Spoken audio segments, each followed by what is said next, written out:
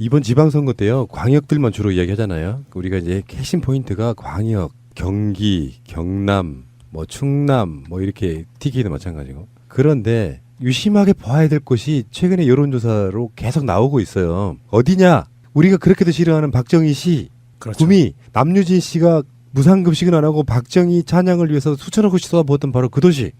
근데요, 구미에서 지금 더불어민주당 후보가 무려 1등을 달리고 있다는 혁명이에요. 놀라운 소식이 지금 들어오고 있거든요. 예. 제가 이 앞주에 구미 다녀와서 그런 얘기를 한번 한 것 같은데 지금 구미는 축제 분위기입니다. 사실은 오. 굉장히 지금 현장에 있고요. 그다음에 민주 진보 세력들이 뭉쳤어요. 왜 그러냐면 이 사람들이요, 지난 70년 동안 구미에서 핍박받으면서 야권을 지켜왔어요, 소수들이. 그래서 이제 그게 폭발하는 시기인데 어떻게까지 폭발을 했냐면, 제가 직접 체험한 걸 얘기하면 그냥 시민들이 부정선거를 막겠다고요, 통별로 다 조직돼 버렸어요. 그러니까 한 표라도 아끼기 위해서 거소투표, 사전투표, 모든 투표를 다 감시하기에는 통별로, 거기 한 40만 좀 넘거든요, 구미가. 근데 통별로 다 시민들이 조직이 돼서, 진보 민주 세력들이 조직이 돼서 부정선거를 아예 차단하기를 목적으로 다 조직이 끝나버렸어요. 이미 활동을 하고 있어요. 그런 거를 봤을 때 굉장히 충격을 저는 받았고요. 그리고 이 구미가 이제는 세대별 있잖아요. 그러니까 우리는 보통 70대 이상, 60대 이상 나누잖아요. 그런데 이 구미는 그것도 안 나눠지고요.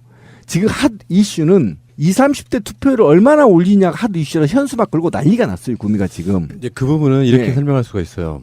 구미의 평균 시민들 연령이 37세인데 기초단체 중에 우리나라에서 가장 젊대요. 근데 그 젊은 사람들이 지금까지 노인들의 박정희 향수에 억눌려 왔던 거죠. 그렇죠. 그러니까 아예 투표를 포기하는 형태로 지금까지 왔는데, 여론조사 추이를 보니까 지난달 5월 28일과 29일에 했던 영남일보 리얼미터 조사는 자유한국당 양호 후보가 1등이었어요. 32.6.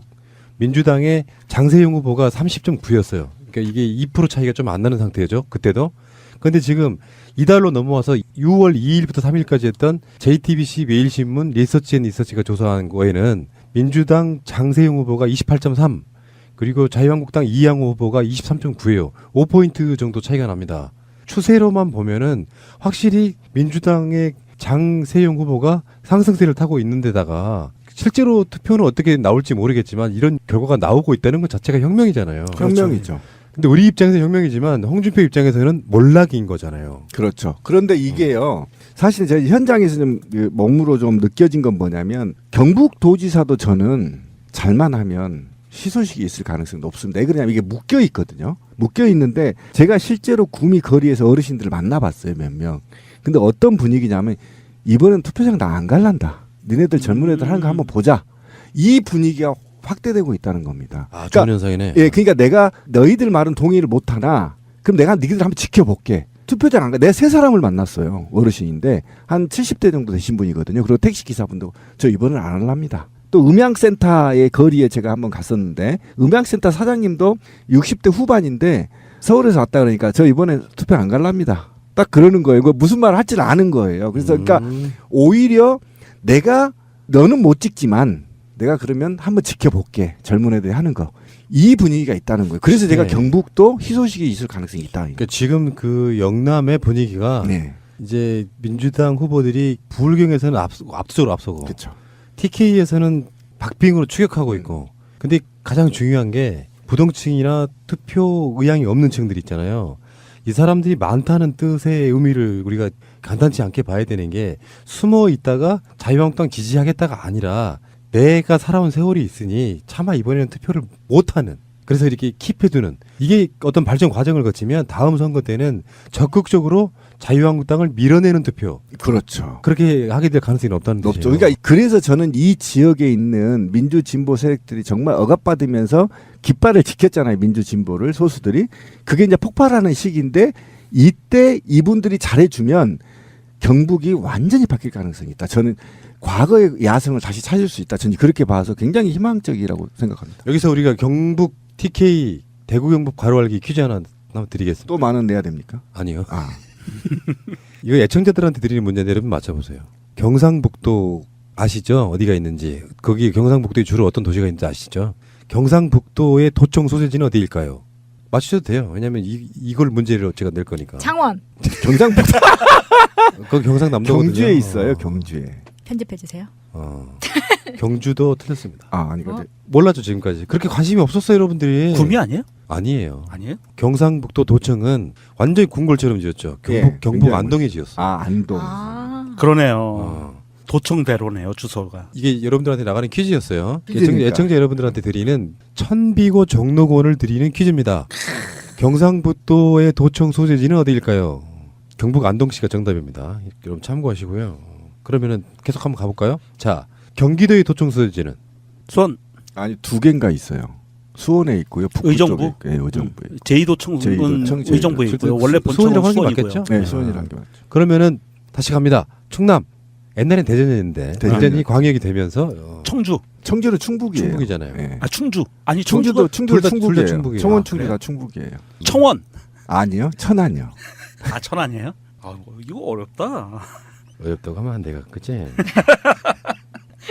충청남 도청은요. 여러분들 다 틀렸습니다. 홍성군에 있습니다. 얼. 그러니까 우리 상상을 초월하는 거죠. 혹시 전남 도청 어디 있는지 아세요? 목포. 전남 도청은 뭐 틀렸어요. 광유 금남로에 있다고? 그건 아니고요. 공항이 있는 데 있어요. 무안. 무안? 네. 무안에 있어요. 그러니까 우리가 생각하는 것처럼 굉장히 그 큰 도시에 있는 게 아니에요. 지금은 다 조그만 이전에 가가지고. 쉬운 거 전북은요. 전북 전주. 그대로입니다. 그건 네, 그대로이고요. 전주. 얼마나 발전이 안 된 줄 아시겠죠. 그렇죠. 그럼 내가 정말 어려운데 강원도는 어디에 있게? 강원도 원주. 춘천. 춘천에 있죠. 아 춘천에 있나요? 그렇구나. 자, 뭐 좀 쓰잘데기 없는 소리였고요. 자, 근데 서울 도청 소재지는 어디 있게? 거기에 도청소재지가 어딨어요? 또 게시판에 난리 났다. 서울시청은 정확하게 무슨 동에 있을까요? 이게 마지막. 진짜 어려워. 아 어렵다. 어렵다. 서서문동. 거기 중국 거기. 거기 그 호텔 있는데 거기 무슨 동이더라? 그 잔디밭도 있고 거기. 거기. 대학문 앞에. 그러니까 집원으로만 하면 집원은 태평로 일가예요. 태평로 일가. 무슨 동이 아니고. 자, 어쨌건 그 구미에서의 이런 그 흐름들 있잖아요. 사실 이제 투표함을 까보면 두 가지 예측이 존재를 해요. 홍준표가 말하는 게 넘어가시면 안 돼요. 샤위가 있어서 결국에는 여론조사 조작이고 막상 까보면 박빙일 거야. 그러면 박빙이 되면 여론조사 기관들이나 언론사들이 조작질을 해가지고 결국은 자유한국당이 졌다라고 몰고 가고 싶어하는 거죠. 그렇죠. 그 샤이가 투표장에 안 갈 경우 어떻게 네. 되죠? 근데 굉장히 심각합니다. 그 정반대의 예측이 있어요. 음. 그러니까 지금까지 겪어보지 못한 정도의 어떤 흐름일 수 있는데 홍준표를 찍지 않을, 그러니까 그 세력들을 찍지 않을 사람들이 대거 몰려가고 그나마 작지만 홍준표 부류를 찍을 사람들은 투표장에 안 가는 형태로 가면 여론조사보다 더 벌어질 수 더 있다는 벌어지죠. 그런 분석도 있단 말이죠. 근데 문제는 어쨌건 간에 이번 선거를 통해 가지고 지금 여론조사대로라고 한다면 그 결과가 거의 그대로 나온다면 다음 주 우리가 방송할 때는 분명히 그런 결과를 갖고 얘기를 할 거예요. 근데 그 자체가 혁명이라는 거죠. 오랜 시간 동안에 고착화되어 있던 지역감정 또는 색깔론 이런 것들이 다 무력화되는 상태. 세대 갈등까지 저는 무력화된다고 봅니다. 근데 그렇게 되면은 민주당인 꼭 민주당이 아니라도 그렇죠. 민주개혁 진보 세력이 이제 그쪽 지역에 당선이 안 되더라도 지지율이 그만큼 나오니까 그럼요. 뿌리를 내릴 수 있는 여러 가지 방법들이 생기면 실제로 토대가 만들어지는 거죠.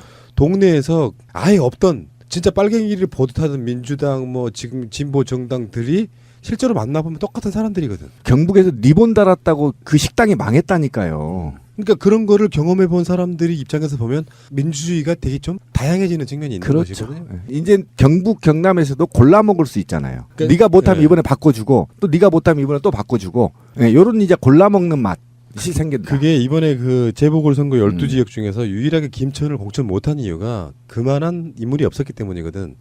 그래서 실제로 전국선거를 해보면은 자유한국당은 다 공천하는데 총선이든 지선이든 간에 다 공천하는데 민주당은 사실 그쪽에 웬만한 지역에 공천 못하는 지역들이 엄청 많았거든요. 아니, 지역위원회도 없었다니까요. 제가 그거 확인했다니까요. 예. 그 정도 상황을 지금까지 우리가 겪어왔던 거기 때문에 구미에서의 이 약진은 결과를 떠나가지고 굉장히 의미 있는 일이라고 보는 그럼요.